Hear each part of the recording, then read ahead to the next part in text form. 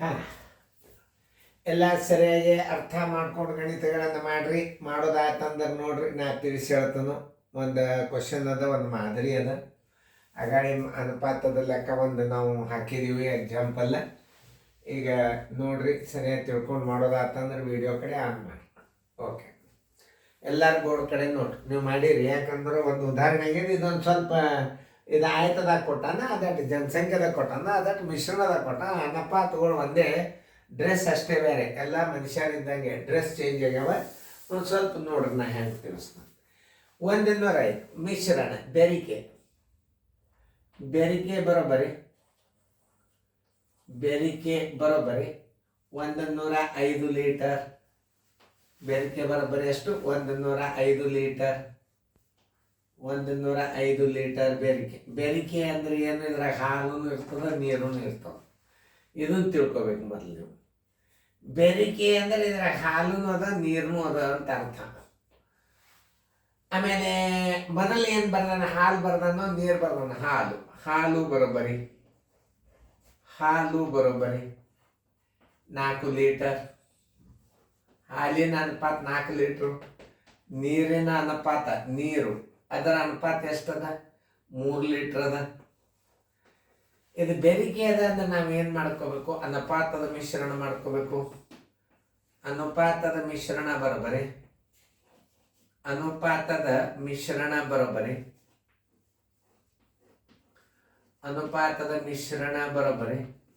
4:3 ಬರೋಬ್ಬರಿ 7 ಆಯ್ತು. ಅದನ್ನು 7 ಬೆರಿಕೆ ಅಂತ ತಿಳ್ಕೊಬೇಕೀಗ. ಏನು ಕೇಳ್ಯಾನವ? ಹಾಲು ಕೇಳ್ಯಾನ. ಹಾಲಿನ ಅನುಪಾತ 4. 7 ಬೆರಿಕೆ ಹಾಲಿನಲ್ಲಿ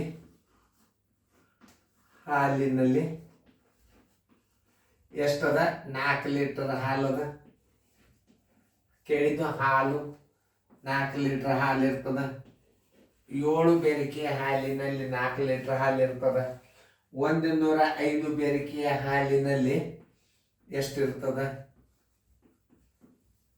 ಆಮೇಲೆ 105 ಗುಂಡ್ಲೆ 4 ಸರ್ವಾಸ್ ಬಾಗಿಲೆ 7.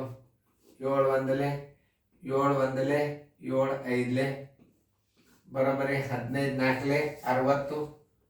15 4 60 ಲೀಟರ್ ಹಾಲು. 60 ಲೀಟರ್ ಹಾಲು. ಉತ್ತರ ಇಲ್ಲ ನೋಡ್ರಿ, 60 ಲೀಟರ್ ಹಾಲು ಎ.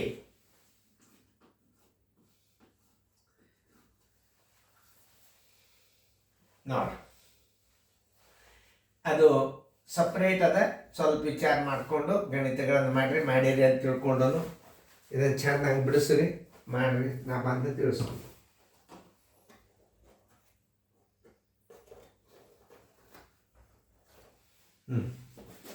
ನೋಡ್ರಿ, ಈಗ ಒಂದು ಆಯತದ ಉದ್ದ ಮತ್ತು ಅಗಲಗಳ ಅನುಪಾತ 3:1. ಅನುಪಾತಗಳನ್ನು ಹಚ್ಕೊಳ್ಳೋದು ಒಂದು ಸ್ವಲ್ಪ ಭಾಳ ಹುಷಾರಿ ಹಚ್ಕೊಬೇಕು. ಏನಂದಾನ?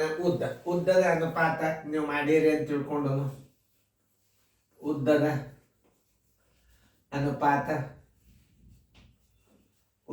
ಅನುಪಾತ ಬರೋಬ್ಬರಿ ಎಷ್ಟು? 3. ಅಗಲದ ಅನುಪಾತ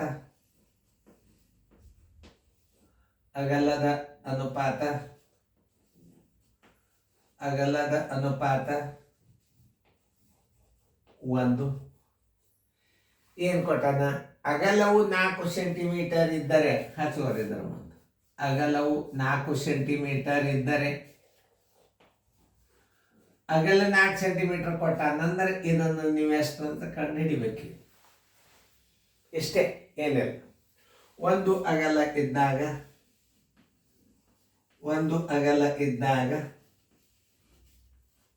ಅನುಪಾತ ಎಷ್ಟು ಹಚ್ಕೋತೀರಿ? 3 ಉದ್ದ 3. 1 ಅಗಲ ಇದ್ದಾಗ 3 ಉದ್ದ. 4 ಅಗಲ ಇದ್ದಾಗ ಉದ್ದ ಬರೋಬ್ಬರಿ ಎಷ್ಟು? 4 ಗುಂಡ್ಲೆ 3 ಸರಾಸ್ ಬಾಲೆ 1. ಅನುಪಾತ ಬಂದ್ರೆ ಗುಣಲಬ್ಧ ಹಚ್ಚಿ ಬಿಡ್ರಿ. 12 ಸೆಂಟಿಮೀಟರ್. ಉದ್ದ ಬರೋಬ್ಬರಿ 12 ಸೆಂಟಿಮೀಟರ್.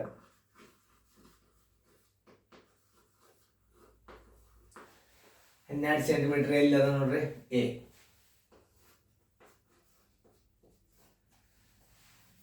ಇಂಥ ಲೆಕ್ಕಗಳು ನೋಡ್ಕೊತ ಹೋಗ್ಬೇಡ್ರಿ. ನೀವು ಇಷ್ಟೇ ನೀವು ತಿಳ್ಕೊಂಡ್ರೆ ಮುಂದಿನ ಮಾದರಿಗಳು ತಾವೇ ಬಂದ್ಬಿಡ್ತಾವು. ಎಲ್ಲ ಜನಸಂಖ್ಯೆ ಬರ್ತದ, ಪಗಾರ ಬರ್ತದ, ಆದಾಯ ಬರ್ತದ, ಉಳಿತಾಯ ಬರ್ತದ, ಖರ್ಚು ಬರ್ತದ. ಇವು ಸಣ್ಣ. ಇನ್ನೊಂದು, ಇದು ಹೊಸ ಅಭ್ಯಾಸ ಅಲ್ಲ. ಆಲ್ರೆಡಿ SL ನಂಬರ್ 8 ದೊಡ್ಡ ದೊಡ್ಡ ಅನುಪಾತ ಲೆಕ್ಕಗಳು ಅವತ್ತೊಂದು ತೆಗೆದು ನೋಡ್ರಿ. ಇವು ಇಷ್ಟೇ ಕಲಿಯೋದರಿಂದ ನೀವು ನಾಳೆ ದೊಡ್ಡ ಹುದ್ದೆಗೆ ಹೋಗೋದಿಲ್ಲ. ಬೇರೆ ಅಭ್ಯಾಸವನ್ನು ಕಲಿಬೇಕು. ಇದು ನವೋದಯ ಚಾಲೆಂಜರ್ ಅನುಪಾತದ ಲೆಕ್ಕಗಳು. ಬೇಸಿಕ್ ಅಂತ ತಿಳ್ಕೊಂಡು ಅನುಪಾತ ಅಂತ ನಾನು SL 8 ಹಾಕೀನಿ. ಇಲ್ಲಿ ಕೊಟ್ಟದ್ದು ನೋಡ್ರಿ. SL 8 1ರಿಂದ 45 ಗಣಿತು ಅತಿ ದೊಡ್ಡ ದೊಡ್ಡ ಲೆಕ್ಕಗಳು ಅವು. ಪ್ರತಿಯೊಂದು ಸಲ ವಿಡಿಯೋದಾಗ ನಾ ತಿಳಿಸಿಡಿರ್ತೀನಿ. ಯಾಕಂದ್ರೆ ಅದು ನೀವು ಅರ್ಥ ನಾ ಹೇಳಿದ್ರೆ ಗೊತ್ತಾಗೋದು. SL ನಂಬರ್ 8 1ರಿಂದ 45 ಇವೇ ಅನುಪಾತ ಲೆಕ್ಕ ಹೋದ್ರ ಅವು ಭಾಳ ಬಿರಿಯವ. ಇದನ್ನು ಮುಗಿಸಿದಿಂದ ನೀವು ಮತ್ತೆ ಎಲ್ಲಿ ಹೋಗ್ತೀರಿ, ಮುಂದೆ ಕೂತು ಹೋಗ್ತಿರಲ್ಲ, ಕಡಿಮೆ ಹಾಕೋತ ಹೋಗ್ಬಿಡ್ತದಲ್ಲ, ಅದಕ್ಕೆ ನಂಬರ್ ಅಲ್ಲಿ ಬಿರಿ ಲೆಕ್ಕ ಇರ್ತಾವ.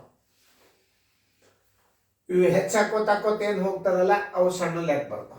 ಕ್ರಮಬದ್ಧವಾಗಿರ್ತದ. ನೀವು ಯೂಟ್ಯೂಬ್ದಾಗ ತೆಗೆದು ನೋಡ್ರಿ. ನಿಮಗೆ SL 8 ಅದಾನ ಗಣಿತಗಳು ನೋಡಿಬಿಟ್ರೆ ಅನುಪಾತದ ವಿವರಣೆಯೊಂದಿಗೆ ಕೊಟ್ಟನು. ಅದನ್ನು ನೋಡ್ರಿ. ನೀವು ನೋಡಿ ಆಮೇಲೆ ಮೆಸೇಜ್ ಹಾಕ್ರಿ. ನಿಮಗೆ ಲೈಕ್ ಆಗಿರೋ ಇಲ್ಲೋ, ಇನ್ನೂ ಒಂದು ಸ್ವಲ್ಪ ಹೆಚ್ಚಿನ ಮಾದರಿ ಬೇಕಂದ್ರೆ ಇವತ್ತನ್ನು ನಾವು ಮಾಡ್ಬೋದು. ಅದರ ಸೀರಿಯಲ್ ನಂಬರ್ ಚೇಂಜ್ ಆಗ್ತದೆ ಅಷ್ಟೇ. ನೋಡ್ರಿ, ಚೆನ್ನಾಗಿ ನೋಡ್ರಿ, ಕಲೀರಿ, ಶಣ್ಯರಾಗ್ರಿ. ಈ ವಿಡಿಯೋಗಳಿಗೆ ಬೆಲೆ ಕೊಡಬೇಕಾದ್ರೆ ನಂದಲ್ಲ ಪ್ರಯತ್ನ, ನಿಮ್ಮ ಪ್ರಯತ್ನ. ನೀವು ಸರಿಯಾಗಿ ಅದನ್ನ ಪ್ರಯತ್ನ ಪಟ್ಟು ನೋಡಿ ನಿಮ್ಮ ಮಕ್ಕಳಿಗೆ ತಯಾರು ಮಾಡಿ ನವೋದಯ ಸೆಲೆಕ್ಷನ್ ಮಾಡಿಸಿದ್ರಿ ಅಂದ್ರೆ ಇದ್ರ ಬೆಲೆ ಬರ್ತದೆ. ಆಮೇಲೆ ನಮ್ಮ ಬೆಲೆ ಬರ್ತದೆ. ಇದು ನನ್ನ ಪ್ರಯತ್ನದಿಂದ ನವೋದಯ ಆಗೋದಲ್ಲ. ವಿದ್ಯಾರ್ಥಿ ಪ್ರಯತ್ನ, ಟೀಚರ್ ಪ್ರಯತ್ನ, ಪೇರೆಂಟ್ಸ್ ಪ್ರಯತ್ನ ಇರ್ತಾನೆ ನೀವು ಮನೆ ಒಳಗೆ ನವೋದಯ ರಿಸಲ್ಟ್ ಮಾಡ್ಕೋಬೋದು. ಒಂದು. ಎರಡನೇದು, ನೀವು ಬೇಸಿಕ್ ಅಭ್ಯಾಸ ನೀವು ಮನ್ಯಾಗ ಹೋಮ್ವರ್ಕ್ ಮಾಡಿಸಿ ಕೋಚಿಂಗ್ ಕ್ಲಾಸ್ಗಳಿಗೂ ಬಿಡ್ಬೋದು. ಭಾಳ ದೊಡ್ಡ ದೊಡ್ಡ ವಿದ್ಯಾವಂತರು ಕೋಚಿಂಗ್ ಕ್ಲಾಸ್ ತೆಗ್ದಾರೆ. ಯಾಕಂದರೆ ಈಗ 80-85% BSc ಬೇಡದವ್ರು ಆದವರು ಅವ್ರಿಗೆ ಸೆಲೆಕ್ಷನ್ ಗೌರ್ಮೆಂಟ್ದಾಗ ಆಗಿರೋದಿಲ್ಲ. ಜನರಲ್ ಮೆರಿಟ್ 90 ಮ್ಯಾಲೆ ಹೋಗಬೇಕು. ಅವ್ರದ್ದು ಹೆಂಡ್ರಲ್ಲ ಅಂಥವ್ರ ಕೈ ನಿಮ್ಮ ಮಕ್ಕಳು ಇದು ಕೊಡ್ರಿ, ಗ್ಯಾರಂಟಿ ತೆಗಿತಾರೆ ರಿಸಲ್ಟ್. ಅವರು ಇದು ಬರೆದು ಇಟ್ಟಾಗ ಚೆನ್ನಾಗಿ ಬರ್ಕೊಡ್ರಿ ಫೇರ್ದಾಗ.